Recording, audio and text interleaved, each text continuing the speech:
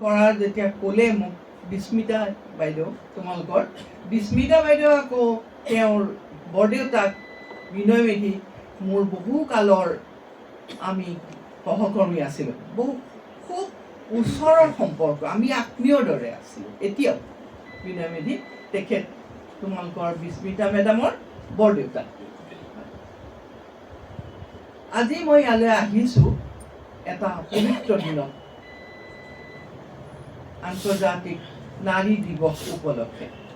যেতিয়া মোক বিস্মিতাই ক'লে যে আপুনি যি ভাল লাগে তাকেই ক'ব, গতিকে মই বহুত ভাবিলোঁ মোক তোমালোকে ইয়ালৈ মতাৰ কাৰণ প্ৰথম কথাটো হৈছে মই এখন কলেজত চাকৰি কৰিছিলোঁ, সেইটো ডাঙৰ কথা নহয়। তোমালোকে মোক মাতিছা ইয়ালৈ, মই ইমান দিনে যি সামান্য লেখা মেলা কৰিছোঁ তাৰ কাৰণেই মাতিছা। গতিকে ভাবিলোঁ আমি সাহিত্যৰ কথাই অলপ পাতিম, আৰু যিহেতু নাৰী দিৱস, গতিকে সাহিত্য আৰু নাৰীৰ মাজৰ যি সম্পৰ্ক, সেই সম্পৰ্কে আজি আমি কিছু কথা পাতিম। Literature and women. আচ্ছা, সাহিত্যত সেই অতীজৰে পৰা বিভিন্ন নাৰী চৰিত্ৰ আছে। মই আন্তৰ্জাতিক নাৰী দিৱস সম্পৰ্কে বিশেষ নকওঁ, তোমালোকৰ সত্যেন ছাৰে, অধ্যক্ষ ছাৰে ভালকৈ গোটেইখিনি কথা কৈ ল'লে, মই সেইখিনি আৰু পুনৰাবৃত্তি কৰিব খোজা নাই। গতিকে মই একেবাৰে সাহিত্য আৰু নাৰীৰ মাজলৈ যাওঁ।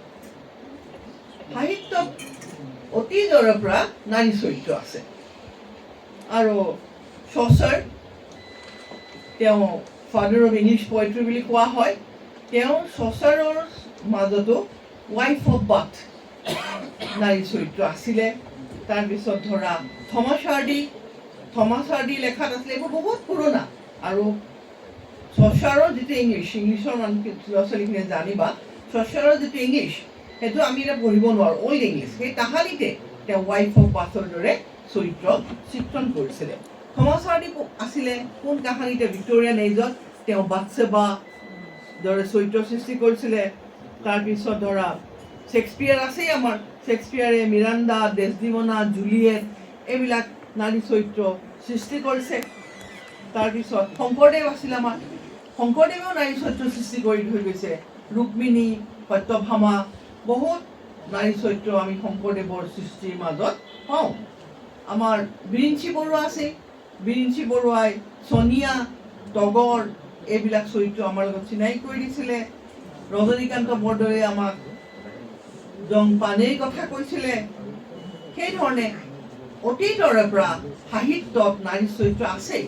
সিদিনা আমাৰ অৰুন্ধতী ৰয়ে এখন নতুন কিতাপ উলিয়াইছে, তেওঁ মাকৰ ওপৰত, সেইখনতো নাৰী চৰিত্ৰ প্ৰধান। অৰুন্ধতী ৰয়ে মাকৰ চৰিত্ৰটো দি এখন উপন্যাসৰ দৰে তেওঁ অতি সুন্দৰ গ্ৰন্থ ৰচনা কৰিছে। অলপতে যে বুকাৰ পালে মুস্তাক বানুৱে এখন কিতাপ লিখিছে মুছলমান নাৰীসকলৰ ওপৰত, আৰু তাত মুছলিম নাৰীসকলৰ জীৱনৰ বহু কথা ইয়াত মুস্তাক বানুৱে লিখিছে। মুস্তাক বানুক মই খুব ক্ল'জলি পাইছোঁ, তেওঁৰ কথা অকণমান কওঁ বাৰু। মুস্তাক বানু অত্যন্ত আইৰণ লেডি, তেওঁ এডভকেট। আৰু মই যেতিয়া লগ পাইছোঁ মুস্তাক বানুৰ লগত লিটাৰেৰী ফৰামত লগ পাইছোঁ, তেওঁ ইতিমধ্যে তেওঁ পেচমেকাৰ লগাইছে, আঁঠু দুটা তেওঁ অপাৰেশ্যন কৰিছে। সেইটো দেখাৰে গোটেই পৃথিৱী ঘূৰি ফুৰে মুস্তাক বানুৱে মোক এটা কথা কৈছিলে যে তেওঁ কৰ্ণাটকৰ পৰা যেতিয়া বাহিৰলৈ আহিছে, শ্বিলঙলৈ আহিছিলে, তেওঁক কৰ্ণাটক গভৰ্ণমেণ্টে ঘৰৰ পৰা এয়াৰপৰ্টলৈ ছিকিউৰিটি দিছে। তাৰপিছত তেওঁ বাকীখিনি আহিছে, ইয়াত আৰু ক'তো ছিকিউৰিটি ল'ব লগা হোৱা নাই। তেওঁ আকৌ যেতিয়া পাব, তেওঁ প্লেনৰ পৰা নামিব, তেওঁক আকৌ ছিকিউৰিটি দি ঘৰলৈ নিব। মই কিহৰ কাৰণে তোমাৰ এনেকুৱা হৈছে? তেতিয়া মুস্তাক বানুৱে মোক কৈছিলে যে মই মুছলিম সমাজত এনে কিছুমান কথা লিখিলোঁ যাৰ কাৰণে ফাণ্ডামেণ্টেলিষ্টসকলৰ দোষত মই পৰিলোঁ, আৰু মোক তেওঁলোকে আহি পেলাই ৰিটেল লৈছে মোৰ পৰা যে তুমি যেতিয়া মৰিবা তোমাৰ জানাজাত কোনো নাহিব। তেওঁ কৈছে নালাগে, মই মৰিলে কুকুৰে খাই নাচায়, ৰাস্তাত শগুনে খাই, মোৰ মৃতদেহ লৈ মোৰ কোনো কথা নাই, নালাগে আহিব। তাৰপিছত দেখিলে আপোনাক কোনো ঈদলৈ নিমন্ত্ৰণ কৰা নহ'ব, আৰু আপোনাৰ ঘৰলৈও কোনো নাহে। তেওঁ কৈছে নালাগে। তাৰপিছত তেওঁ ক'লে যে আপুনি কোনো লিখিব নোৱাৰিব আৰু কোনো ধৰণৰ আপুনি সন্মান ল'ব নোৱাৰিব। তেওঁ মই এইটোত মানি লওঁ, আপোনালোকে মোক যিয়েই কৰক। এনেকৈ সাহসেৰে তেওঁ গোটেই মুছলিম সমাজখন নহয় দিয়া, ফাণ্ডামেণ্টেলিষ্ট, মই আকৌ শব্দটো ব্যৱহাৰ কৰিছোঁ, তেওঁলোকক প্ৰত্যাহ্বান কৰিলে। গতিকে এই ধৰণে সাহিত্যত নাৰী চৰিত্ৰ সেই চৰ্চাৰ শ্বেক্সপিয়াৰ দিনৰ পৰা মুস্তাক বানুলৈকে লিখি আহিছে।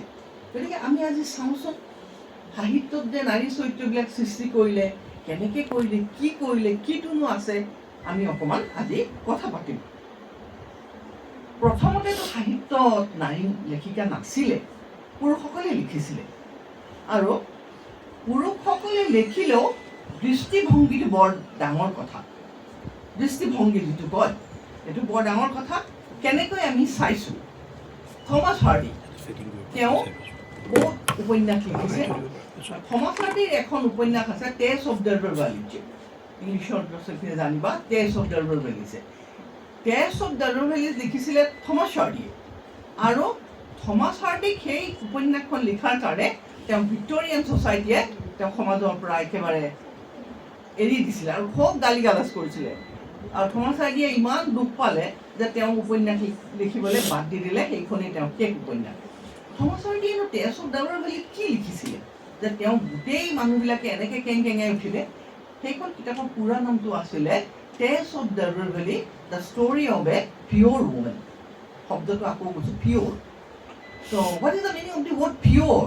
পিয়'ৰ মানে কি? আৰু আমি যদি সেই টেষ্ট অফ দ্য ৰিভলিউচন উপন্যাসখন আমি চাওঁ, তাত দেখোঁ টেষ্ট নামৰ এজনী ছোৱালীৰ কথা লিখিছে। টেষ্ট কি হৈছিলে? তাই ধৰ্ষিতা হৈছিলে, তাৰপিছত তাই অবৈধ সন্তান জন্ম দিছিলে, তাই শেষত এজন মানুহক হত্যাও কৰিছিলে। তেওঁ পিয়'ৰ ৱুমেন হ'ব পাৰেনে? নোৱাৰে। কিন্তু থমাছ হাৰ্ডি উপন্যাসখনত এনেকৈ লিখিছিল যে টেছৰ এই যি যন্ত্ৰণা, যি দুখ, এই সমাজখনে, ভিক্টৰিয়ান সমাজখনে টেছৰ ওপৰত জাপি দিছিলে। টেছ হৈছে এগৰাকী পিয়'ৰ ৱুমেন। গতিকে the story of a pure women এইখন কিতাপে পিয়ৰিটিৰ যিটো পবিত্ৰতাৰ যি কনচেপ্ট, সেইটো লৈ পেলাই থমাছ হাৰ্ডিক খুব গালি গালাজ কৰিলে। চোৱাচোন, তেওঁ পুৰুষ হৈ, ভিক্টৰিয়ান যুগত পুৰুষ হৈ, তেওঁ দৃষ্টিভংগীটো নাৰীৰ প্ৰতি সহানুভূতি আছিল কাৰণে এইখন উপন্যাস লিখিব পাৰিছিল। তাৰপিছত ধৰা কেতিয়াবা এনেকুৱা হয় যে পুৰুষে লেখা এখন উপন্যাস, থমাছ হাৰ্ডিৰ দৃষ্টিভংগী বেলেগ আছিল। মই আৰু এখন উপন্যাসৰ কথা কওঁ, অন্তৰীপ। তোমালোকে পঢ়িছা নেকি? তাত মেনকা নামৰ এটা চৰিত্ৰ আছে। এইটো লিখিছে, এইখন লিখিছে ভৱেন্দ্ৰনাথ শইকীয়াই। মোৰ এই উপন্যাসখন লৈ কিছু আপত্তি আছে। ইয়াত আপত্তি মানে মই ভাবিছোঁ তেনেকৈ, তোমালোকে নাভাবিব, পাছত আমি কথা পাতিম। মেনকাক দেখুৱাইছে যে মেনকাক থাকোঁতেও মহিকান্ত আৰু এগৰাকী বিয়া কৰাইছিলে। সেইকাৰণে মেনকাৰ খুব খং উঠিলে আৰু তাই প্ৰতিশোধ ল'লে স্বামীৰ ওপৰত। কেনেধৰণে প্ৰতিশোধ ল'লে? এটা চোৰৰ লগত যৌন সম্পৰ্ক কৰি তাই সন্তান জন্ম দিলে আৰু ক'লে সকলো কথা সমানে সমানে। কিন্তু এই মানুহগৰাকীক কোৱা হয় যে নাৰী মুক্তি, তেওঁ নাৰীৰ মুক্তিৰ বতৰা আনিছে। মই কওঁ নহয়, এই মেনকাই কি আনিছে? নাৰীৰ মনৰ বন্দিত্বৰ ছবি এখন আনিছে। তেওঁ কি কৰিলে? গোটেই জীৱনটো ধৰি মহিকান্তক কেন্দ্ৰ কৰি থাকিলে। মহিকান্তৰ মিলৰ টকা পইচাৰে তেওঁ খালে, তেওঁ মহিকান্তৰ মিলৰ পইচা, টকা পইচাৰে তেওঁ সমাজত থাকিলে আৰু তেওঁ এক ধৰণে তেওঁৰ ওপৰত প্ৰতিশোধ ল'লে। আচলতে গোটেই জীৱনটো মেনকাই এজন পুৰুষক কেন্দ্ৰ কৰি, প্ৰতিশোধ বা ভাল পোৱা যিয়েই হওক, প্ৰতিশোধক কেন্দ্ৰ কৰিহে তাই জীয়াই থাকিলে। তাত কোনো তেওঁ মুক্তিৰ চেষ্টা মেনকাৰ মাজত দেখা নাই, ধৰণে বন্দিত্ব। এই ক্ষেত্ৰতে ভৱেন শইকীয়াক তেওঁক মই খুব শ্ৰদ্ধা কৰোঁ এই উপন্যাসখনৰ কাৰণে। তেওঁ নাৰীৰ গাঁঠি লগা মনৰ ছবি অতি সুন্দৰকৈ ইয়াত প্ৰকাশ কৰি দিছে। এইটো এটা দৃষ্টিভংগী। তাৰপিছত হোমেন বৰগোহাঞিৰ এখন উপন্যাস আছে সুবালা। সুবালা এগৰাকী বেশ্যা। সুবালাখন লিখোঁতে তাত কিন্তু এষাৰ কথা আছে যে এজন মানুহে সুবালা ছোৱালীজনীক চাইছে আৰু তাত লিখিছে নৰেনে তাইক চোৱাৰ লগে লগে তাই যেনে নৱজন্ম, এইটো হোমেন বৰগোহাঞিৰ ভাষা দেই, যে নৱজন্ম পালে। এজন লম্পটৰ দৃষ্টিত এজনী ছোৱালীয়ে কেনেকৈ নৱজন্ম পাব? তাই ঘৃণা হ'ব, দুখ পাব। কিন্তু তাত লিখিছে যে নৱজন্ম পালে। মই এই কথাটো দৃষ্টিভংগী, তেওঁ তেনেকৈ ভাবিছে। যে লম্পটেকাৰ দৃষ্টিটো এজনী ছোৱালীয়ে নৱজন্ম পাব পাৰে। আমি হয়তো মানিব নোৱাৰোঁ, কিন্তু তেওঁ তেনেকৈ লিখিছে। গতিকে দৃষ্টিভংগীটো খুব ডাঙৰ কথা। আৰু বিঞ্চি বৰুৱাই লিখিছিলে ছোনিয়া, সেই যে চাহাবৰ তেজ থকা ছোৱালীজনীক সুধিছিলে হেৰিকে এবাৰ এলিজা ব্ৰাউনে কৈছিল যে ইমান বগা ৰং ক'ত পালিও তই, তাই বগা ৰংটো কেনেকুৱা লাগে, এইটো যেন এটা সৌন্দৰ্য নহয় বগা ৰংটো তাইৰ কাৰণে এটা বেমাৰ। তগৰ, তাৰপিছত তেওঁ বিঞ্চি বৰুৱাই তগৰৰ কথা লিখিছিলে। গতিকে এই বিঞ্চি বৰুৱাই যেতিয়া তগৰ আৰু ছোনিয়াৰ চৰিত্ৰ সৃষ্টি কৰিছে, তেওঁৰ দৃষ্টিভংগী অতি নাৰীৰ প্ৰতি সহানুভূতিশীল। গতিকে দৃষ্টিভংগীটো খুব ডাঙৰ কথা। কেনেকৈ আমি কথাবোৰ চাওঁ, থমাছ হাৰ্ডিয়ে এক ধৰণে চাইছিলে, ভৱেন শইকীয়াই এক ধৰণে চাইছে, হোমেন বৰগোহাঁয়ে এক ধৰণে চাইছে। এইধৰণে মই এইকেইটা উদাহৰণে দিছোঁ। গোটেই চৰিত্ৰিকা আজৰি বহুত ডাঙৰ কথা আছে। দৃষ্টিভংগী শব্দতে মই তোমালোকক এগৰাকী কবিৰ কথা কওঁ। মই বিভিন্ন ঠাইলৈ কেতিয়াবা যাওঁ ৰাইটাৰ্ছ মিটবিলাকলৈ, আৰু বহুত বেলেগ বেলেগ ধৰণৰ ৰাইটাৰবিলাকক লগ পাওঁ, তেওঁলোকৰ অভিজ্ঞতা গম পাওঁ। মই এগৰাকী মহিলাক লগ পাইছিলোঁ, তেওঁৰ কবি। তেওঁ কৈছিলে তেওঁ আৰু তেওঁৰ স্বামী গৈছিলে পাটায়াত। মই যোৱা নাই অৱশ্যে। সেই ঠাইখন ছেক্স টুৰিজিমৰ কাৰণে বিখ্যাত। তাত বোলে নাৰীক একেবাৰে মাংসৰ ছাগলী বিক্ৰী কৰা দি বিক্ৰী কৰে, কিছুমান কেজত। মই যোৱা নাই দেই তালৈ, শুনিছোঁ, মই দেখিছোঁ যে কিছুমান কেজত কিছুমান নাৰী থৈ দিয়ে, আৰু যাৰ যিমান পচন্দ হয় তেওঁলোকে বিক্ৰী কৰে। এইটো এটা খুব ছেক্স টুৰিজিম বুলি কয় তেওঁলোকে, বেশ্যাবী আচলতে, বেশ্যা। আৰু তাত এই মানুহগৰাকী তেওঁৰ হাজবেণ্ডৰ লগত সেই ঠাইলৈ গৈছিল। যাওঁতে দেখিছিলে বহুত আছে, এগৰাকী নগ্ন নাৰী মূৰ্তি এটা সজাত থৈ দিছে, আৰু তাই এখন কিতাপ পঢ়ি আছে। এই মহিলাগৰাকীয়ে খুব দুখ পালে, এই কিতাপ পঢ়ি থকা নগ্ন নাৰী মূৰ্তিটো, যি নিজৰ দেহা বিক্ৰী কৰিবৰ কাৰণে সেই ডাঙৰ সজাটোৰ ভিতৰত সোমাই আছে। দুইজনে কবি, দুইজনে এটা কবিতা লিখিলে, আৰু এই মহিলাগৰাকীয়ে লিখিলে যি কবিতাটো নাৰী অপাৰ দুখৰ কথা আহিল। কিমান দুখ থাকিলে মানুহ এগৰাকীয়ে এনেকৈ নিজক বেচিব পাৰে। আৰু পুৰুষজনে, তেওঁৰ স্বামীয়ে এটা কবিতা লিখিলে, তাত তেওঁ নান্দনিক সৌন্দৰ্য পালে সেই মহিলাখিনিৰ মাজত। গতিকে এইটো কয় দৃষ্টিভংগী। গতিকে যেতিয়া দৃষ্টিভংগী বেলেগ হয়, পুৰুষ বা নাৰী লেখক বুলি কথা নহয় দেই। থমাছ হাৰ্ডিয়ে পুৰুষ আছিল, কিন্তু তেওঁ লেখাত কি থাকিলে, তেওঁ ভিক্টৰিয়ান মানুহখিনিয়ে তেওঁক একেবাৰে গালি গালাজ কৰিছিলে পিয়ৰ ওমেনৰ কনচেপ্টটো অনাৰ কাৰণে। সেইধৰণে বেলেগ বেলেগ পুৰুষ বা নাৰী নহয়, দৃষ্টিভংগীটোৱে আটাইতকৈ ডাঙৰ কথা। পুৰুষেও নাৰীৰ কথা খুব ভাল বুজি পেলাই লিখিব পাৰে। নাৰী লেখকেও নিজৰ দৃষ্টিভংগী যেতিয়া ভুলা হয় দৃষ্টিভংগী, তেতিয়া তেওঁ প্ৰকৃত নাৰী চৰিত্ৰ তুলিব নোৱাৰে। এটা কথা, মই মাজে মাজে পানী খাম দেই। মই টংলা কলেজত যেতিয়া চাকৰি কৰিছিলোঁ ন, আমি 350লৈকে ষ্টুডেণ্ট পঢ়াইছিলোঁ। ভাৰ্জিনিয়া উল্ফ এগৰাকী আছিলে। ভাৰ্জিনিয়া উল্ফে এষাৰ কথা কৈছিলে, মই খুব বৰ ভাল লাগে মোৰ কথাষাৰ, যে আমি নাৰীক তেতিয়াহে জানিম যেতিয়া নাৰীয়ে নিজৰ কথা নিজে লিখিবলৈ ল'ব। এষাৰ এটা আদত কথা কৈছিলে, তেতিয়াহে আমি নাৰীক বুজি পাম। শেক্সপিয়াৰে ডেছডিমনাৰ কথা লিখিলে, জুলিয়েটৰ কথা লিখিলে, বা কিমান চৰিত্ৰ হ'ল পুৰুষ লেখা, নাৰীয়ে যেতিয়া লিখিব, তাৰ নাৰী লেখিকা তেতিয়ালৈকে অহা নাছিল। টনি মৰিছন নামৰ ব্লেক ৰাইটাৰগৰাকীয়ে এষাৰ কথা কৈছিলে, আমি যদি আমাৰ কথা নকওঁ, তেতিয়াহ'লে আনে ক'ব নোৱাৰে। মই এই দুইষাৰ কথা মানি চলোঁ। তাৰপিছত 19th century আহিল, আৰু নিজৰ কথা ক'বলৈ নাৰী লেখিকা ওলাই আহিল। অৱশ্যে অসমত তাৰ আগতেও আমাৰ বৰগীত ৰচনা কৰিছিল, ভক্তি সাহিত্যত আমি দেখা পাওঁ। কিন্তু ডাঙৰকৈ নভেল লিখিবলৈ গোটেই পৃথিৱীজুৰি 19 শতিকাতেহে নাৰীসকল ওলাই আহিল। তাৰপিছত আমি দেখোঁ ইংলিছ ৰাইটাৰ্ছসকল আহিলে, জেইন আষ্টিন, এমিলি ব্ৰণ্টি, এওঁলোকে গোটেইবিলাক আহিলে লিখিবলৈ 19th century। তেওঁলোকে যেতিয়া লিখিবলৈ আহিলে, আমি সকলোৱে জেইন আষ্টিনক এতিয়া খুব প্ৰশংসা কৰোঁ, ভাল লেখিকা বুলি কওঁ। কিন্তু জেইন আষ্টিনে লিখিবলৈ আহোঁতে কি কৈছিলে, তেওঁৰ কথা কৈছিল যে তেওঁ যে লেখাৰ যি সৌন্দৰ্য, এইটো হৈছে নাৰীয়ে যে ঊল গুঠি থাকে অন্যমনস্কভাৱে, নাৰীয়ে অন্যমনস্কভাৱে ঊল গুঠি থকাৰ লগত তুলনা কৰিছিল জেইন আষ্টিনকে, অপৰূপ সাহিত্যৰাজি। তাৰপিছত এমিলি ব্ৰণ্টিহঁতে তেওঁলোকে গোটেইবিলাকে কি কৰিছে, সেইখিনি সময়ত মতা মানুহৰ নাম লৈছিলে।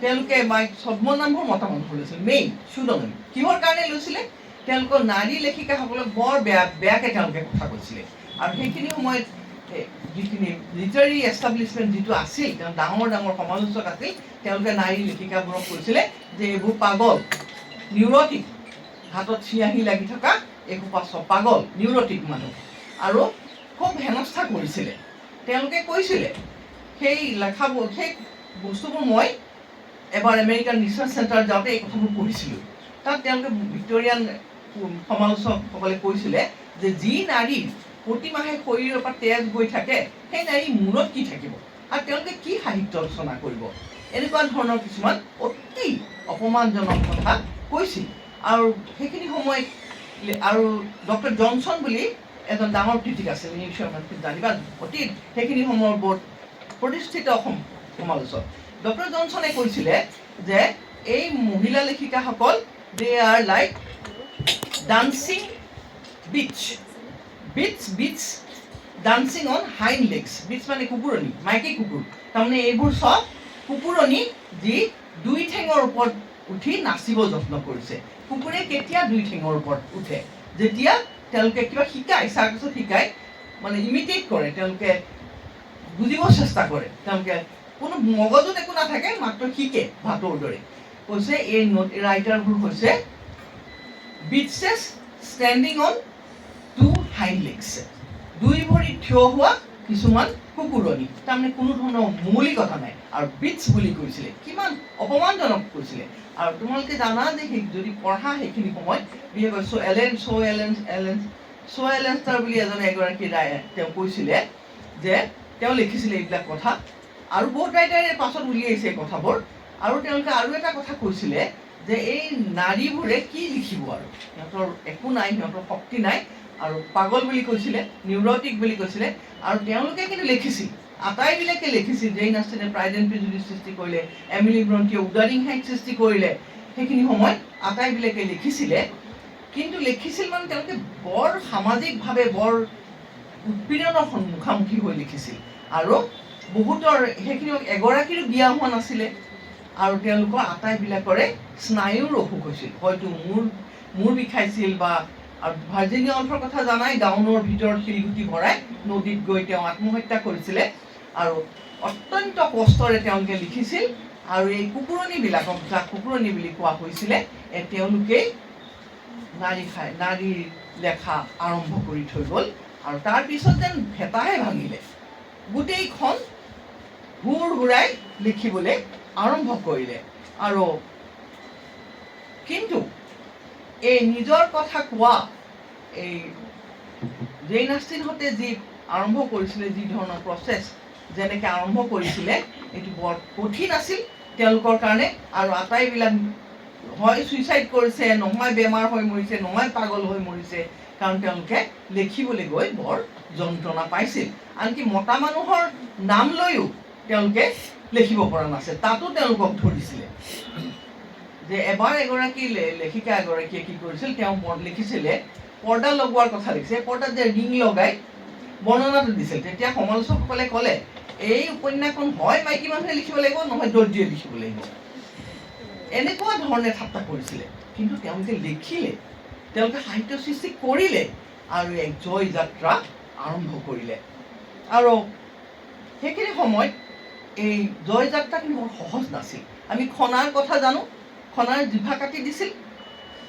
সিদিনা কি কৰিছিলে আমাৰ গৌৰী লংকেশ ঘৰৰ মুখতে তেওঁক গুলিয়াই মাৰিছিলে এগৰাকী মহিলা আধুনিক ভাৰতবৰ্ষত তেওঁক গুলিয়াই মাৰিছিলে চন্দ্ৰপ্ৰভা শইকীয়ানী কি কৰিছিলে আমি জানোৱেই তাৰপিছত উমা নামৰ এগৰাকী ৰাইটাৰ আছিল গিৰিয়েকে গৈ লেখাৰ কাৰণে তেওঁ হাতখন ভাঙি দিছিলে তই এইবোৰ কিয় লিখিবি তাৰপিছত এগৰাকী আছিলে নৱাল আল ছাদবি তেওঁ ইজিপ্তৰ ৰাইটাৰ তোমালোকে কেতিয়াবা পালে এই তেওঁৰ কিতাপ পঢ়িবা নৱাল আল ছাদবি মই কিতাপবোৰ মই খুব মন দি পঢ়িছিলোঁ তেওঁৰ এখন কিতাপ আছে হিডেন ফেইচেছ অফ ইভ এই কিতাপখন বেন কৰিছিলে কাৰণ তেওঁলোকৰ সমাজত চলা যে ক্লিটিয়ৰডক্টমি নামৰ যি এক অসভ্য অপাৰেশ্যন আছিলে সেই অপাৰেশ্যনৰ বিৰুদ্ধে তেওঁ এই কিতাপখনত লিখিছিলে গতিকে ইমান সহজ নাছিল এই জয় যাত্ৰা সহজ নাছিলে কিন্তু এই জয়যাত্ৰা অব্যাহত থাকিল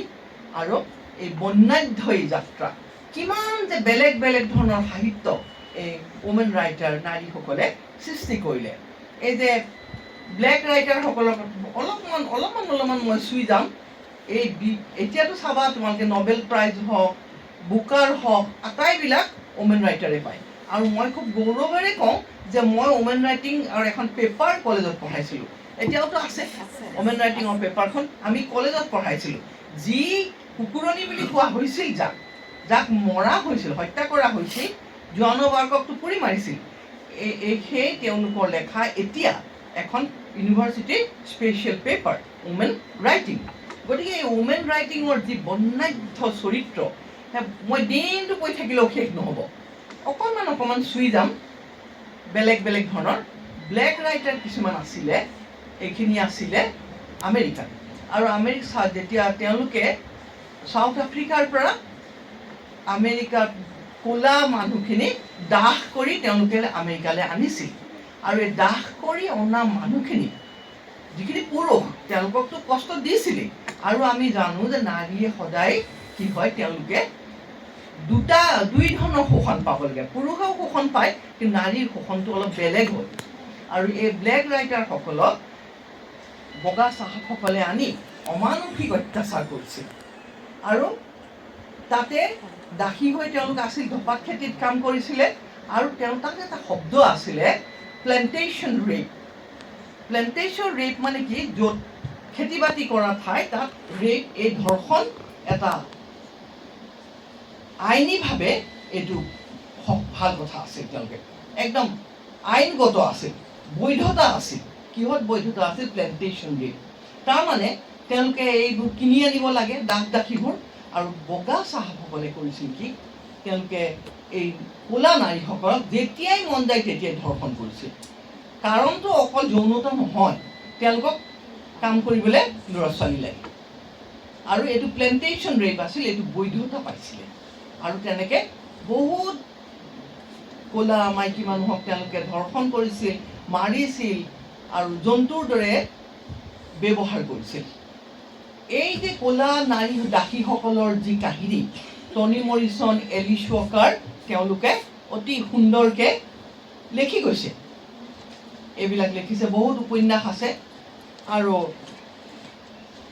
এই ব্লেক লিটাৰেচাৰ মই ছাত্ৰীসকলক কওঁ তোমালোকে পঢ়িবলৈ চেষ্টা কৰিবা নাৰীৰ যন্ত্ৰণা ক'লা নাৰীৰ যন্ত্ৰণা এওঁলোকে যেনেকৈ লিখি থৈ গৈছে সেয়া আমাৰ ওমেন ৰাইটিঙৰ এটা ডাঙৰ গুৰুত্বপূৰ্ণ দিশ আৰু সাধাৰণতে কোৱা হৈছিল যে মাইকী মানুহেনো কিটো লিখিব সিহঁতি জানে কিটো ভাত ৰান্ধিব জানে চোৱা জনম দিয়ে সিহঁতি লিখিব কি সাহিত্য কেনেকৈ কৰিব হেমিংৱে দ সাগৰত মাছ মাৰিবলৈ গৈছিল আৰু তেওঁ সৃষ্টি কৰিছিলে দ সাগৰত গৈ তেওঁ লিখিছিলে যে the old man and the sea লিখিছিলে তাৰপিছত আমাৰ জেক লণ্ডনে কিমান ভাল কিতাপ লিখি গ'ল তেওঁ সোণৰ খনিলৈ গৈছিলে গতিকে এই এডভেঞ্চাৰবিলাক যেতিয়া কৰে তেতিয়া তেওঁলোকৰ অভিজ্ঞতা হয় আৰু লিখিব পাৰে আৰু মাইকী মানুহে কি লিখিব তেওঁলোকৰতো কোনো ধৰণৰ এডভেঞ্চাৰ নাই নিজৰ ঘৰটো চিনি পায় কি লিখিব কিন্তু নাৰী লেখিকাই লিখি দেখুৱালে যে অকল ভাত ৰন্ধা অকল পাকঘৰৰ কথা কৈও মহান সাহিত্য সৃষ্টি কৰিব পাৰে এয়া হৈছে আমাৰ আশাপূৰ্ণা দেৱীয়ে এই উপন্যাসবোৰ লিখি থৈ গৈছে তেওঁৰ সৰু কথা লিখিছিলে ভাত ৰন্ধা চাহ কৰা বিয়া বাৰু এইবিলাকৰ কথা লিখিয়ে আশাপূৰ্ণা দেৱীয়ে সাহিত্য সৃষ্টি কৰিলে আৰু পাকঘৰ আৰু শোৱনি কোঠা এই নাৰীৰ এই পাঁচচোতাল লৈয়ে আশাপূৰ্ণা দেৱীয়ে দেখুৱাই দিলে কেনেকৈ মহান সাহিত্য সৃষ্টি কৰিব পাৰিব মই তোমালোকক এটা সৰু গল্প কওঁ এইখিনি সময়তে আশাপূৰ্ণা দেৱী তোমালোকে পঢ়ি চাই মই এটা সৰু গল্প কওঁ গল্পটোৰ বেকগ্ৰাউণ্ডটো হৈছে বিয়াখন মানে কি এবাৰ এগৰাকী মানুহৰ ছোৱালী মাক আৰু জীয়েক বিয়া খাবলৈ যাব তেওঁলোক খুব ভালকৈ সাজিছে কাচিছে বেনাৰসী পিন্ধিছে অলংকাৰ পিন্ধিছে তেওঁলোক যাব হঠাৎ খবৰ আহিলে ছোৱালীজনী গিৰিয়েক ঢুকালে আৰু মাকে খবৰটো পালে মাকে কিন্তু ছোৱালীজনীক নক'লে তাইক একো নক'লে তাইক বিয়া খাবলৈ লৈ গ'ল আৰু তাই ৰঙা বেনাৰসী পিন্ধি কাপোৰ পিন্ধি বিয়াত খুব আনন্দ কৰিলে আৰু গোটেই সময়খিনি মাক জীয়েকে বিয়াত আনন্দ কৰি ঘূৰি আহিল তেতিয়া মানুহগৰাকী গিৰিয়েকে সুধ কৈছে যে তুমিতো জানা তাই আজি গিৰিয়েক ঢুকাইছে তুমি নক'লা কেলে কৈছে তাই অনন্ত বৈধব্য জীৱনৰ কাৰণে মই এটা দিন চুৰ কৰিলোঁ তাতে মোৰ কি ক্ষতি হ'ল এই ধৰণৰ কথা সৰু সৰু কথা অকণ অকণ কথাৰে আশাপূৰ্ণা দেৱীয়ে এক বিশাল সাহিত্য সম্ভাৰ আমাক দি থৈ গ'ল আৰু দেখুৱাইছে অৰ্ডিনাৰী লাইফ একদম সাধাৰণ জীৱনতো লেখিকাই লিখিব পাৰে এগৰাকী লেখিকা আছিল ৰাজসুন্দৰী দেৱী বেংগলীত আছিলে ৰাজসুন্দৰী দেৱী একেবাৰে সৰুতে বিয়া হৈছে তেওঁ বিয়া হওঁতে তেওঁ বোলে কোলা এখনত আনিছে কেঁচুৱাক ভাবাচোন ছোৱালীজনী কোলা ডলা এখনত দাঙি আনিছে সৰু ছোৱালী তাই বিয়া হৈ আহি 17টা সন্তান জন্ম দিছে আৰু ৰাজসুন্দৰী দেৱীৰ কিন্তু পঢ়িবৰ খুব ইচ্ছা আছে তেওঁতো পঢ়া শুনা নাজানে তেওঁ খালি ভাত ৰান্ধে তেওঁৰ চৌকা এটা আছিলে আৰু চৌকা বেৰাখন ধোঁৱা লাগি লাগি ক'লা হৈ গৈছে আৰু চৌকাৰ মাটিবোৰ বগা হয় নহয় সেই খৰি মাটিৰে তেওঁ তাতে ক খ লিখে তেওঁ এফালে ভাত ৰান্ধি থাকিলে এফালে কোলাত সেই কিতাপখন লৈ পেলাই শিকে ডাঙৰ ল'ৰাৰ কিতাপবোৰ চুৰ কৰি আনে আনি মনে মনে পঢ়ে আৰু সেই তাতে তেওঁ খৰি মাটিৰে তাতে লেখে আৰু তেওঁ এখন কিতাপ লিখি দিছে আমাদেৰ জীৱন খুব উচ্চ স্তৰৰ সাহিত্য তেওঁ সেই মানুহগৰাকীয়ে তেনেকৈ লিখি শিকিলে সেইধৰণে এই ধৰণৰ তাৰপিছত ধৰা আমাৰ কিবা ৰাজনৈতিক সংকট আহে তাতো নাৰীয়ে লিখিছে এতিয়া আমাৰ অমৃতা প্ৰীতমে লিখি থৈ গৈছে পিঞ্জৰ পাৰ্টিশ্যনৰ ওপৰত পাৰ্টিশ্যনৰ কথা পাৰ্টিশ্যন লিটাৰেচাৰ বুলি যি আছে আমাৰ ছাত্ৰ ছাত্ৰীসকলে কেতিয়াবা পঢ়িবা পাৰ্টিশ্যন লিটাৰেচাৰত অমৃতা প্ৰীতমৰ পিঞ্জৰ আছে খুজবন্ত সিঙৰ ট্ৰেইন টু পাকিস্তান আছে তাতো ইয়াতো এই ঐতিহাসিক সংকটো নাৰীয়ে লিখিছে আৰু ধৰা নক্সাল মুভমেণ্ট হৈছিল তাৰ ওপৰত মহাশ্বেতা দেৱীয়ে লিখিলে 1084 মাহ এই ধৰণে বিভিন্ন বিষয়বস্তু লৈ নাৰীয়ে সাহিত্য সৃষ্টি কৰিছিল আৰু নাৰীয়ে আৰু এটা বৰ ডাঙৰ কাম কৰিলে ওমেন ৰাইটিঙৰ মাজলৈ আহিলে ইনভিজিবল ৱৰ্ল্ড এখন পৃথিৱী অদৃশ্য পৃথিৱী যিখন পুৰুষ প্ৰধান সমাজ এই পুৰুষ প্ৰধান সমাজৰ তলে তলে আৰু এখন সমাজ থাকে সেইখন সমাজ অদৃশ্য সমাজে সেই অদৃশ্য সমাজ নেদেখে কোনো আৰু কোনেও নেলেখেও অদৃশ্য সমাজখনৰ কথা এই ইনভিজিবল ৱৰ্ল্ডখন এই অদৃশ্য সমাজখন বহু নাৰী লেখিকাই তুলি আনিলে মামণি ৰয়ছমৰ দঁতাল হাতীৰ উঁয়ে খোৱা হাওদা আমি সেইখন লেখাৰ আগতে কেতিয়াবা ভাবিছিলোঁনে কেতিয়াবা আমি কল্পনা কৰিছিলোঁনে যে এজনী বিধৱা হোৱা সৰু ছোৱালীয়ে ঢেঁকীশালত বহি সকামৰ মাংস ৰাক্ষসনীৰ দৰে খাইছিলে লুকাই লুকাই তাই সদায় সিজোৱা বস্তু খাই থাকে বিধৱা তাই সৰু ছোৱালী কিন্তু গিৰিবালাই কি কৰিলে এদিন বহি মাংস খাহী মাংসৰ জোল একেবাৰে মুকৰা মুকৰা খাবলৈ লাগিছে বাকীবিলাকে কৈছে তাই বোলে তাৰকা ৰাক্ষসীৰ দৰে খাবলৈ লাগিছে আৰু তাইক কি কৰিছে তাৰ কাৰণে পৰাচিত কৰিছে এই যে ছোৱালীজনী তাই যে নিৰামিষ খুৱাই ৰাখিছে তাই যে লোভ এই খোৱা বস্তুৰ প্ৰতি সেই কথা আমি জানিছিলোঁনে সেই অদৃশ্য পৃথিৱীখন আমাৰ আগত কোনে তুলি ধৰিলে মামণি বাইদেৱে মামণি ৰয়ছমে মই ভাবোঁ যে মামণি ৰয়ছমৰ দঁতাল হাতীৰ উঁয়ে খোৱা হাওদা তেওঁ যি নাৰীৰ বিধৱা সত্ৰৰ নাৰীৰ সোমাই থকা ভিতৰত নাৰীৰ যি জীৱন তুলি ধৰিছে এয়া অপূৰ্ব নাৰীৰ শান্তি হৈ ছোৱালীজনী ডাঙৰ হয় এইটো এটা স্বাভাৱিক কথা একো ডাঙৰ কথা নহয় তাত ইলিমন নামৰ ছোৱালীজনীৰ কথা মামণি বাইদেৱে লিখি থৈ গৈছে ইলিমনে কি কৰিছিল এদিন ইলিমন ডাঙৰ হ'ল আৰু ডাঙৰ হোৱা মানে কি হ'ল তেওঁলোক এতিয়া জাতচ্যুত হ'ব গোস্বামীসকল সত্ৰ গোসাঁইসকল এতিয়া জাতৰ পৰা বাহিৰ হ'ব কাৰণ ছোৱালী ঘৰতে ডাঙৰ হ'ল ঘৰতে ডাঙৰ হোৱাৰ আগতে তাইক বিয়া দিব লাগিব ইলিমন ডাঙৰ হ'ল তেতিয়া তাই ধাইমাকে তাই মানে চোৱা চিতা কৰা বুঢ়ীজনীয়ে এদিন ইলিমনক ইন্দ্ৰনাথৰ ওচৰলৈ লৈ আহিছে আৰু কৈছে যে নাওমান জীৱটো তই উদ্ধাৰ কৰ কি তাই ডাঙৰ বিপদত পৰিলে বোলে কি তাই ডাঙৰ হ'ল তাত এটা বিপদ ছোৱালীজনীৰ শৰীৰৰ স্বাভাৱিক এটা কথা যে তাই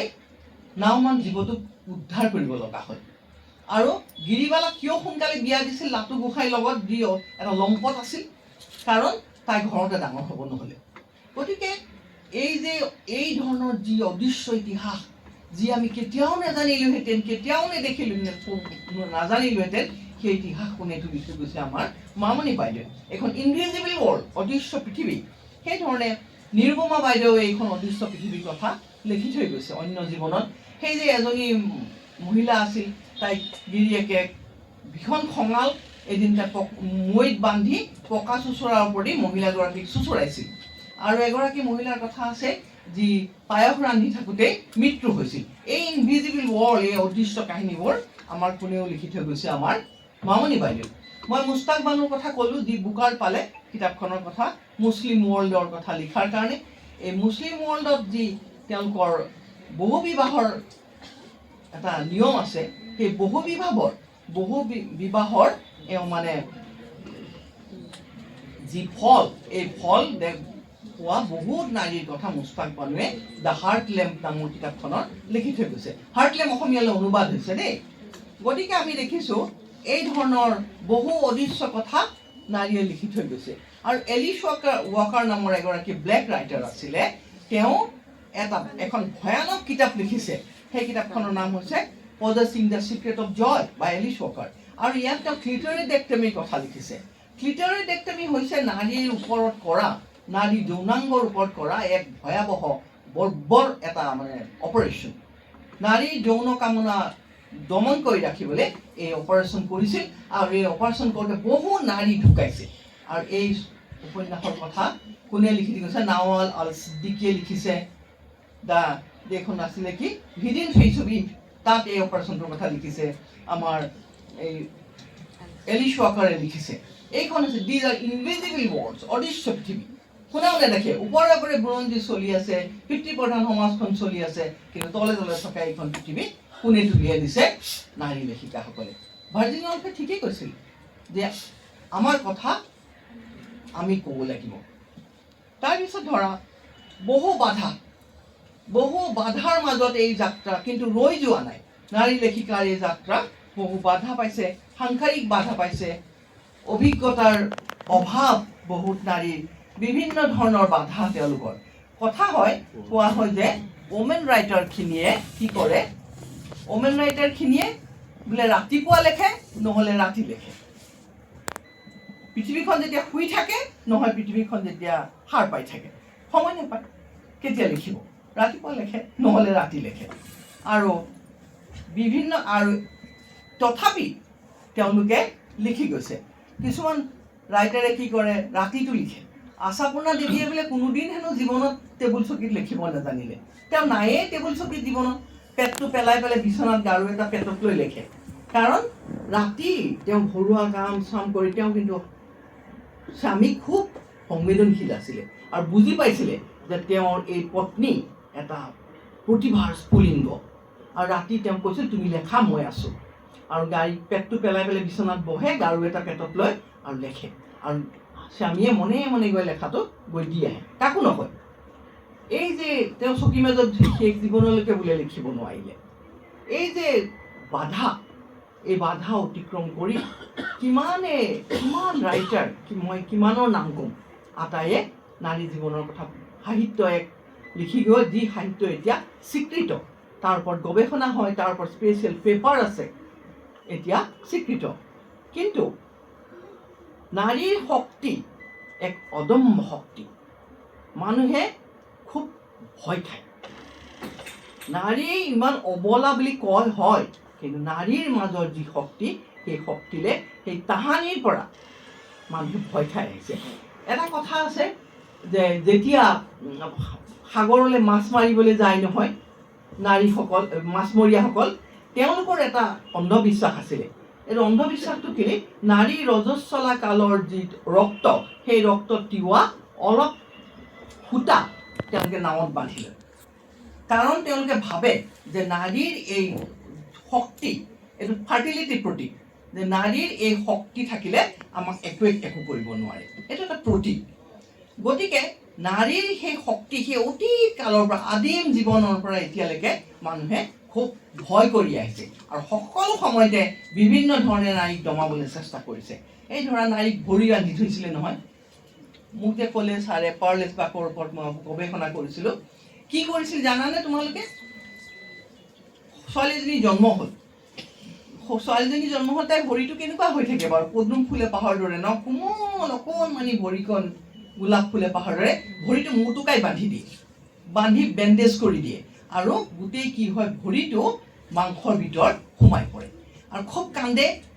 বিষাই নহয়, তাইক নি পেলাই গৈ গোহালিত বা ক'ৰবাত থৈ দিয়ে। ৰাতি কান্দি থাকে কেঁচুৱাটোৱে, কোনেও মানে বেয়া পায়, গোহালি বা ক'ৰবাত পেলাই থয়, মৰেও বহুত কেঁচুৱা তেনেকৈ। তাৰপিছত তাতে কি হয় যে ডাঙৰ হয়, তাইৰ ভৰিটো গেলি পচি যায় আৰু তাত কি থাকে, এথোপা মঙহ থাকে। কিহৰ কাৰণে কৰিছিল? নাৰীক পংগু কৰিবলৈ। কিন্তু এটা আচৰিত কথা যে অকল ধনী মানুহ, কিন্তু ৰাজপ্ৰসাদত থকা জমিদাৰসকলেহে এইটো কাম কৰিছিলে। পিজেণ্ট ওমেন যিখিনি খেতি পথাৰত কাম কৰে, তেওঁলোকক কিন্তু কৰিব দিয়া নাছিলে। কাম কৰিব লাগিব নহয়, কিন্তু তেওঁলোকৰ নিজৰ নাৰীসকলক এই ধৰণে ভৰি বান্ধি পেলাইছিল। আৰু এটা কথা, আমি ভাবিছোঁ যে গা শিয়ৰি যায় নহয় ভাবিলে, কেনেকৈ গম, কিন্তু সেইখিনি সময় লি নুটাং বুলি এজন মানে চাইনিজ অথৰ আছিলে, সেই পণ্ডিত বুলিয়ে ক'ব পাৰি। তেওঁ কি কৈছিল জানানে? তেওঁ ইয়াত সৌন্দৰ্য দেখিছিলে। কি সৌন্দৰ্য দেখিছিলে? কৈছে থৰক বৰককৈ যেতিয়া নাৰী এগৰাকী খোজকাঢ়ে নহয়, তেতিয়া কেনেকুৱা লাগে, এডাল যেন ৰছীৰ চাৰ্কেছত যে ছাতি এটা লৈ ছোৱালী এজনী খোজকাঢ়ে, তেনেকুৱা যেন লাগে। তাইক কৈছিলে যে তাইৰ সৌন্দৰ্য দেখিলে পুৰুষৰ যৌন চেতনা জাগে, এই থৰক বৰককৈ যোৱা ছোৱালীজনীৰ ওপৰত। তাইৰ কথা কৈছিল, তাইৰ ভৰিটো যেন 3 ইঞ্চেছ লিলি, 3 ইঞ্চিৰ যেন পদুম ফুল, এই ধৰণে বৰ্ণনা কৰিছিল। অথচ তেওঁ তাইক তেনেকৈ ভৰি বান্ধিছিল। তাৰপিছত আমিতো জানোৱে বাল্য বিবাহ আছিলে সেইখিনি সময়ত। স্বামী সন্তান নজনাকেই বহুত ছোৱালী মৃত্যু হৈছিল তেনেকৈ, বাল্য বিবাহ। সতী প্ৰথা আছিলে, ব্ৰিটিছসকলে আহি সতী প্ৰথা বন্ধ কৰি থৈ গৈছিল। তাৰপিছত এই ধৰণে বিভিন্ন ধৰণে নাৰীক দমাবলৈ চেষ্টা কৰি আছে। সেই প্ৰচেষ্টা আজিলৈকে চলি আহিছে। এই হিটলাৰৰ দিনত, যেতিয়া হিটলাৰ আছিল, হিটলাৰে কি কৰিছিলে যে নাৰীসকলক কোৱা হৈছিল, জাৰ্মান নাৰী কিন্তু খুব শক্তিশালী আৰু খুব ইণ্ডিপেণ্ডেণ্ট, স্বাধীনচিতীয়া মানুহ। হিটলাৰ আহিয়ে প্ৰথমতে কি কৰিলে, নাৰীসকলক ঘৰত বন্দী কৰি দিলে আৰু ক'লে যে নাৰীয়ে এতিয়া আমাক শুদ্ধ জাৰ্মান সন্তান আমাক দিব লাগিব আৰু অন্ততঃ 4-5টা সন্তান জন্ম দিব লাগিব, যাতে তেওঁলোকে শুদ্ধ বিশুদ্ধ সন্তান, বিশুদ্ধ জাৰ্মান হয়। আৰু তেওঁলোকক কিহৰ কাৰণে লাগে? ইহুদী মাৰিবলৈ। ইহুদী মৰা কিছুমান দানৱ সৃষ্টি কৰিবলৈ এই মহিলাসকলক ঘৰত ভৰাই দিলে, চাকৰিৰ পৰা খেদি দিলে আৰু ক'লে তোমালোকে অন্ততঃ 5টা-6টা সন্তান জন্ম দিব লাগিব, যাতে ইহুদী নিধন কৰা কিছুমান ৰাক্ষস তোমালোকে জন্ম দিব পাৰা। ইয়াত দেখিছোঁ যে আমি হিটলাৰৰ কথা জানো, ইহুদী মাৰিছিলে, কিন্তু নাৰীৰ জৰায়ুলৈকে যে তেওঁ হাত ভৰাই দিলে, সেই কথা বহুতে নাজানে। যে হিটলাৰে নাৰীক চাকৰি কৰিব নালাগে বুলি ঘৰত সোমোৱাই দিলে আৰু নাৰী সেইখিনি সময়তে জাৰ্মান নাৰীয়ে এটা খুব ঐতিহাসিক তেওঁলোকৰ পৰাজয় হৈছিলে। সেইধৰণে আমি দেখিছোঁ যে নাৰীক সদায় অৱদমন কৰিছে। শান্তি বিয়া যেতিয়া হয় ছোৱালী এজনী, কিছুমান যোগ দিয়ে যে তুমি বিধৱা যোগ পৰিলে, তোমাৰ বেশ্যা যোগ পৰিলে, কি কৰে এইবোৰ দি পেলাই ছোৱালীজনীৰ মনটো গাঁঠি মাৰি দিয়ে। তাই যাতে মনটো আহ মুকলি নহয়, যুক্তিৰ পৰা আঁতৰি তাই যে অন্ধবিশ্বাসৰ মাজত জীয়াই থাকে। আৰু সেই ধৰণে নাৰীক টানি ধৰে, সেই অব্যাহত এতিয়ালৈকে আছে। মই ক'ব খোজোঁ যে আজিলৈকে নাৰীক অৱদমনৰ চেষ্টা শেষ হোৱা নাই। আৰু আমাৰ ইয়াত এটা কথা আমি জানো, নাৰীক সোণৰ শিকলি পিন্ধোৱা হৈছে। সতী প্ৰথা, বাল্য বিবাহ এইবোৰ আছিল মোটা শিকলি, লোহাৰ শিকলি। এতিয়া নাৰীক পিন্ধোৱা হয় সোণৰ শিকলি। এতিয়া নাৰীক কোনে কণ্ট্ৰল কৰে, কোনে শাসন কৰে? মাৰ্কেট ইকনমি, বজাৰে নাৰীক এতিয়া সম্পূৰ্ণৰূপে দাস কৰি লৈছে। এই যে আমি যে দেখোঁ মিছ ইউনিভাৰ্ছ, মিছ ৱৰ্ল্ড, তেওঁলোকৰ পিছফালে যিবোৰ কাহিনী, সেয়া ভৰি বন্ধাতকৈ একো ডাঙৰ কথা নহয়। উমা বাঞ্চ বুলি এগৰাকী ফেশ্বন ডিজাইনাৰে আমাক কৈছিলে, তেওঁলোকৰ পিছফালে এগৰাকী বিশ্ব সুন্দৰীৰ পিছফালে কিন্তু বহুত কাহিনী থাকে। আমি ঐশ্বৰ্য ৰায়ক দেখিছোঁ বা তেওঁলোকৰ চেহেৰাটোহে দেখিছোঁ, তেওঁলোকে শ্বেম্পু বিক্ৰী কৰিছে, চাবোন বিক্ৰী কৰিছে। তেওঁলোকে কৈছে যে মোৰ দৰে হোৱা, এই চাবোন লোৱা, মোৰ দৰে হোৱা, এই অলংকাৰ পিন্ধা, মোৰ দৰে হোৱা। সেই যে বিশ্ব সুন্দৰীগৰাকীৰ পিছফালে কি হয়, তেওঁলোকক এজন হেৰিয়ে কৈছে, তেওঁ আছিলে তেওঁলোকৰ ডক্টৰ। তেওঁ কৈছে আমাক গিভ মি হাইট। আজিকালি হাইটো পাৰে। এজনী বিশ্বসুন্দৰী পিছফালে 8টা 9টা অপাৰেশ্যন হয়। দেশৰ বিভিন্ন ঠাই অপাৰেশ্যন কৰে। যৌৱন চাচি পেলাই, চকুটো কথাই নাই, নাক কথাই নাই, গোটেই শৰীৰটো অপাৰেশ্যন কৰি কৰি মানুহজনীক বদলাই পেলাই আৰু তেওঁক আমাৰ আগত দাঙি ধৰে। তোমালোক এয়া হৈছে সৌন্দৰ্য। আৰু নাৰীক কোৱা হয় তুমি জন্মত যিটো চেহেৰা লৈ আহিছা ইয়ৰ আগলি, তুমি বেয়া দেখিবলৈ, তুমি এইটো চেহেৰাহে আচল চেহেৰা, তুমি এওঁলোকৰ দৰে হোৱা। আৰু এইখিনি সময়ত মই ভাবোঁ যে আমাৰ অসমীয়া নাৰীসকলেও অলপ কষ্ট পাইছে। অসমীয়া নাৰীসকলে নিজৰ যেন ঐতিহ্য হেৰুৱাইছে বুলি মোৰ ধাৰণা হৈছে। আমাৰ অসমীয়া নাৰীয়ে কোনো দিনেই 10,000 টকাৰ কাৰণে গৈ 5,000 টকাৰ কাৰণে গৈ লাইন পতা নাছিলে। 5খন গামোচা বৈ অসমীয়া মানুহ এগৰাকীয়ে 10,000 টকা এসপ্তাহত উলিয়াই ল'ব। শিপিনী আমাৰ অসমীয়া নাৰীয়ে কি কৰিছিল এসময়, যে সূতা কাটি তেওঁলোকে কৈছিল যে আমি ব্ৰিটিছ সিংহক পৰাজয় কৰিম। অসমীয়া নাৰীৰ যি শক্তি, যি ঐতিহ্য, সেই ঐতিহ্য এতিয়া ৰাজনৈতিকভাৱে বিচাৰ কৰা হৈছে আৰু অসমীয়া নাৰীক যেন মনুৰ দিনলৈ লৈ গৈছে। আমাৰ অসমীয়া নাৰীয়ে গৈ কোনো পুৰুষক প্ৰকাশ্যভাৱে চুমা খোৱা নাছিল। অসম্ভৱ কথা। মোৰ খুব দুখ লাগে। আজি তোমালোকৰ আগত মই মন খুলি কৈছোঁ, আমাৰ অসমীয়া নাৰীয়ে, আমাৰ অসমৰ নাৰীয়ে যিটো সত্যেনে যিটো কথা কৈছিল, আমাৰ ট্ৰাইবেল ডমিনেটেড আমাৰ ইকনমি, আমাৰ অসমীয়া নাৰীয়ে আমাৰ ঐতিহ্য হেৰুৱাইছে, সন্মান হেৰুৱাইছে। আমাৰ অসমীয়া নাৰীয়ে গৈ কোনো পুৰুষৰ গলাগলি কৰি তেওঁলোকে ফটো তোলা নাছিলে, কাকো গৈ প্ৰকাশ্যভাৱে চুমা খোৱা নাছিলে। এইবোৰ তেওঁলোকে আমাৰ ভিতৰত আছিল, ভিতৰুৱা কথা। আমাৰ মান সন্মানৰ এই গাম্ভীৰ্যপূৰ্ণ আমাৰ অসমীয়া নাৰী ছবিখন যেন ক্ৰমাৎ হেৰাই যাব খুজিছে। গতিকে মই ভাবোঁ এই সকলোবিলাকে নাৰীক আচলতে কি কৰিব খুজিছে, আকৌ মনুৰ দিনলৈ নিব খুজিছে। এইবিলাক আটাইবোৰ হৈছে ঐতিহাসিক ষড়যন্ত্ৰ, যাতে নাৰীৰ শক্তিক আমি দমন কৰি ৰাখিব পাৰোঁ। নাৰীক আমি দমন কৰিব পৰা কিছুমান সদায় ষড়যন্ত্ৰ জাল পাতিয়ে আছে। মই অকণমান আৰু শেষ কৰিম এতিয়া, দুষাৰমান মাত্ৰ কথা ক'ম যে নাৰী বায়বীয় বস্তু নহয়, আকাশৰ পৰা পৰি যোৱা বস্তু নহয়। আমাৰ সমাজখনে নাৰীক সৃষ্টি কৰে। এই যে খমেনিৰ কথা তোমালোকে জানা, বৰ ডাঙৰ হুলস্থুল লাগি আছে তেওঁক লৈ। এই 1930 ইৰাণত কি কৰিছিলে, হিজাব বেন কৰি দিছিল। যে নালাগে, বেন কৰা নহয়, তোমাকে হিজাব ল'ব নালাগে হিজাব ল'ব। কাৰোবাৰ ইচ্ছা হৈছে হিজাব পিন্ধিবা, কাৰোবাৰ মন যোৱা নাই হিজাব নিপিন্ধিবা, কিন্তু কোনো ধৰণৰ ৰেষ্ট্ৰিকশ্যন নাছিলে। কিন্তু খমেনি অহাৰ পিছত 1983 তেওঁলোকক ক'লে যে হিজাব ইজ এ মেণ্ডেটৰী, তোমালোকে হিজাব ল'বই লাগিব। কাৰোবাৰ ভাল লাগিছে লোৱা, বেলেগ কথা। কাৰোবাৰ ভাল লগা নাই নল'বা, সেইটোও এটা বেলেগ কথা। কিন্তু ওপৰৰ পৰা জাপি দিয়াটো খুব ডাঙৰ কথা। আৰু তেওঁলোকক আইনী বাধা দিলে, জব ৰেষ্ট্ৰিকশ্যন কৰিলে, আৰু চাকৰি মাত্ৰ 2টা কৰিবলৈ দিলে খমেনি আহি, হেল্থ আৰু টিচিং, নাৰ্ছ আৰু শিক্ষক, আৰু বেলেগ কৰিব নোৱাৰে। গতিকে 1930 যিটো গণতান্ত্ৰিক পৰিৱেশ পাইছিলে ইৰাণৰ নাৰীয়ে, আহি পেলাই খমেনিয়ে কি কৰিলে 1983 বন্ধ কৰি দিলে।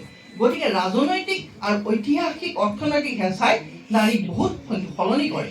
নাৰী ওপৰৰ পৰা থকা এটা ৰোমান্টিক, এটা সুন্দৰ এটা কবিতা নহয়, এইখন সমাজে নাৰীক সৃষ্টি কৰে। আৰু আমি তালিবানে কি কৰিছিল আমি জানো। তালিবানে কি কৰিছিলে, আফগানিস্তানত বুৰ্খা তেওঁলোকে কৈছিল যে পিন্ধিবই লাগিব। এসময়ত কিন্তু নাছিল। তালিবান আহি কি কৰিলে, তোমালোকে শিক্ষা ল'ব নোৱাৰিবা, পঢ়িব নোৱাৰিবা, আৰু বুৰ্খা কি কৰিলে তেওঁলোকে মেণ্ডেটৰী কৰিলে। তালিবানত থকা, আফগানিস্তানত থকা এগৰাকী নাৰী আছিল হৰিয়া মাছদ্দিক। তেওঁ এষাৰ কথা কৈছিলে যে আগৰ মাকৰ কথা কৈছিলে, মাই মাদাৰ ৱেৰিং মিনিস্কাৰ্ট, মোৰ মায়ে মিনিস্কাৰ্ট পিন্ধিছিলে। Went to cinema, my aunt went to Kabul university. আগৰ হেৰিৰ কথা কৈছে, এইখন আফগানিস্তানৰ কথা কৈছে। কিন্তু এতিয়া আফগানিস্তানত কি হৈছে আমি ভালকৈ জানো, আৰু বেছি বহলাই ক'ব নালাগে। এতিয়া কি চলি আছে আফগানিস্তানত জানো। মই এজন এয়াৰলাইন্সৰ মই হেৰি পাইছিলোঁ দেই, অফিচাৰ। তেওঁলোকে যায় সেই আফগানিস্তানলৈতো, তেওঁলোকৰ প্লেইন যায়, তেওঁ ইণ্টাৰনেশ্যনেল ছেক্টৰত কাম কৰে। আৰু তেওঁলোকে যায় যে তেওঁলোকৰ হেৰি থাকে নহয় লগত, এইবিলাক ফ্লাই ষ্টিৱাৰ্ডছবোৰ থাকে, এয়াৰ হোষ্টেছবিলাক থাকে। বন্ধু তেওঁলোকৰ চবৰে। কিন্তু যেতিয়া সেইখন ঠাইত গৈ ৰাতি থাকে তেতিয়া আমাৰ এওঁলোকে ল'ৰাখিনিয়ে বাটত দেখিলেও লগৰখিনিক নেমাতে, কাৰণ নাৰীক তেনেকৈ মিলা মিছা কৰাটো তাত এটা ডাঙৰ পাপ বুলি কয়। পিছত দিছে, আগতে নাছিলে। তাৰপিছত আৰু মই এজন ৰাইটাৰ লগ পাইছিলোঁ, এইজন মানুহৰ কথাই মই শেষ কৰিম। ৰাইটাৰ এজন লগ পাইছিলোঁ, তেওঁ কৈছিলে যে আফগানিস্তানতো আমাক গান শুনিবলৈ নিদিয়ে, তাতে ইছলামিক ষ্টেটত তালিবানে গান বন্ধ কৰি দিলে। তেওঁ গান খুব ভাল পায়, গানটো আমিও ভাল পাওঁ। তেওঁ বোলে কি কৰিছিলে, এটা গাঁত খান্দে হেনো মস্তকে, গাঁত খান্দি তাতে পিয়ানোটো তেওঁ ভৰাই দিয়ে, তেওঁ পিয়ানো বাদক আছিলে। পিয়ানোটো ভৰাই দিয়ে, ভৰাই পেলাই তাৰ ওপৰত সৰু ল'ৰা ছোৱালী কেইটামান মাতি কয়, তহঁতি ইয়াতে জাপ মাৰচোন। তাহাঁতি জঁপিয়ালে কি হয়, পিয়ানোটো টুং টাংকৈ বাজে আৰু তেওঁ সংগীত তেওঁ শুনে, ভাল পায়। তেনেকেই মই নিজে লগ পোৱা দেই ৰাইটাৰজনক। তেওঁ কৈছিলে যে আমি এনেকৈ সংগীত শুনিছিলোঁ তালিবানৰ দিনত। গতিকে সেই ঐতিহাসিক যি শোষণৰ প্ৰক্ৰিয়া সেয়া এতিয়ালৈকে চলি আছে। আজি মই ৱমেন্স ডে তোমালোকক কওঁ যে নাৰীৰ মাজৰ যি অদম্য শক্তি, যি ক্ৰিয়েটিভিটি, যি সৃষ্টিসত্তা, এয়া যাতে কোনেও বিক্ৰী হ'বলৈ নিদিয়ে, তেওঁলোকে নিজে। কিন্তু মই জানো, মোৰ সম্পূৰ্ণ বিশ্বাস আছে নাৰীৰ এই যাত্ৰা এক জয় যাত্ৰা। আমাৰ চন্দ্ৰপ্ৰভা শইকীয়ানী আছিল, তেওঁ তাৰপিছত আমাৰ জোৱানবাগ আছিল, গৌৰী লংকেশ আছিল। আমাৰ কিমান ভোৰ উদাহৰণ আমাৰ হাতত আছে। এইখিনি মই মাত্ৰ স্বাধীনতা যুগৰ অলপ নাৰীৰ কথা কৈ আজি মই শেষ কৰিম। যেতিয়া মই তোমালোক ছাৰসকলে জানে এইবোৰ কথা, মই ছাত্ৰীসকলক ক'ব খুজিছোঁ, যেতিয়া ভাৰত স্বাধীনতা হোৱা নাই তেতিয়া আমাৰ যুঁজ চলি আছে ব্ৰিটিছ সিংহৰ লগত, আৰু সকলোৱে কৈছিল ব্ৰিটিছ সিংহকতো পৰাস্ত কৰিব নোৱাৰি, যুঁজ চলি আছে। সেইখিনি সময়ত এবাৰ কোৱা হ'ল, মহাত্মা গান্ধীক কোৱা হ'ল যে আমি, আমাৰ গোপীনাথ বৰদলৈহঁতে ক'লে যে আমি এবাৰ কংগ্ৰেছ মহাসভা অসমত পাতোঁ। তেতিয়া মহাত্মা গান্ধীয়ে ক'লে এই অসম এখন জংঘলীয়া ঠাই, একো নাই তাতে, তাত বাৰু আমি কংগ্ৰেছ মহাসভাৰ দৰে ইমান ডাঙৰ অনুষ্ঠান আমি পাতিব পাৰিমনে? তেতিয়া গোপীনাথ বৰদলৈ আৰু বহুকেইজন সেইখিনি সময়ৰ স্বাধীনতা যুঁজাৰু ৰাজনীতিৰ নেতা, তেওঁলোকে মহাত্মা গান্ধীক এষাৰ কথা কৈছে অসমৰ নাৰীয়ে কিন্তু খুব ভালকৈ বোৱা কটা কৰিব পাৰে। তেতিয়া মহাত্মা গান্ধীয়ে ক'লে হয় নেকি? কৈছে অঁ, তেতিয়া হ'ব, আপোনালোকে পাতক। যদি অসমে বোৱা কটা কৰা নাৰীখিনিয়ে কয় যে কংগ্ৰেছ মহাসভা ইয়াত পাতিব লাগিব, পাৰিম আমি, সেই নাৰীখিনিয়ে ক'লে মই কিন্তু মানিম। তেতিয়া লগে লগে হৈ গ'ল, মহাসভা পাতিবলৈ হ'ল। আৰু তেতিয়া যিখন মহাসভা, কংগ্ৰেছ মহাসভা ইয়াত পাতিছিল, তেতিয়া কি কৰিছিলে, গোটেই ভলেণ্টিয়াৰসকলে বহুত কপাহ আনি নাৰীসকলক দিছিল, আৰু নাৰীসকলে সেইবিলাক নেওথনি যঁতৰত তেওঁলোকে ধুনিছিল, সূতা কাটিছিল, কাপোৰ বৈছিল, ৰাতি ৰাতি বৈছিল তেওঁলোকে। আৰু তেওঁলোকে বহুত লোকসংগীত সৃষ্টি কৰিছিলে। এই তেওঁলোকে গাইছিল গুণগুণ শব্দে নেওথনি যঁতৰে, স্বাধীনতা ল'ব লাগিব সূতা কটাৰে। তেওঁলোকে ব্ৰিটিছ সিংহক সূতা কাটি তেওঁলোকে কি কৰিছিল, প্ৰত্যাহ্বান জনাইছিল, আৰু পাৰিলেও তেওঁলোকে সেইখন মহাসভাত কি কৰিছিল, তেওঁলোক অসমীয়া নাৰীয়ে 10,000 গজ কাপোৰ বৈ উলিয়ালে, ওপৰৰ ছাল ত্ৰিপাল সকলোবোৰ নাৰীয়ে বৈ উলিয়ালে। ৰাতি ৰাতি তেওঁলোকে কাপোৰ বৈছিল। আৰু বোৱাৰীসকলেতো ঘৰত কাম থাকে, তেওঁলোকে নোৱাৰে, তেওঁলোকে কি কৰে, ৰাতিপুৱাই আহি পেলাই সূতা কাটে, সূতা কাটি অসমীয়া নাৰীয়ে ব্ৰিটিছ সিংহক প্ৰত্যাহ্বান জনাইছিল। আৰু মহাত্মা গান্ধীয়ে স্বীকাৰ কৰি গৈছিল যে অসমত যি এই মহাসভা হ'ল, ভাৰতবৰ্ষৰ এঠাইতো হোৱা নাই। এয়াই অসমীয়া নাৰীৰ ঐতিহ্য।